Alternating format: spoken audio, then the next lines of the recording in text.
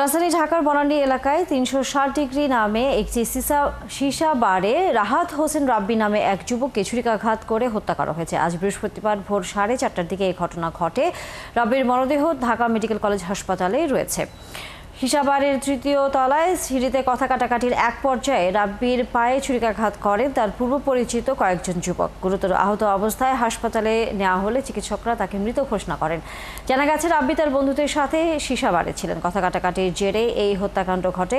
অভিযুক্ত ব্যক্তিরা রাব্বির পূর্ব পরিচিত এবং তারা প্রায়ই এই সিসাবারে যাওয়া আসা করতেন। ঘটনাস্থলে সিসি ক্যামেরার ফুটেজে বিশ্লেষণ করে জড়িতদের গ্রেফতারের চেষ্টা চলছে। চাকু মারার পরে তার বন্ধু যে খোকন ছিল, খোকনও জিজ্ঞাসাবাদ করছে। খোকন বলছে যে আমরা যখন দোতলায় নামছি তখন যে আমরা তাকে যে 1 নম্বর সাসপেক্ট করছি তার সাথে সিঁড়িতে কথা কাটাকাটি হয়।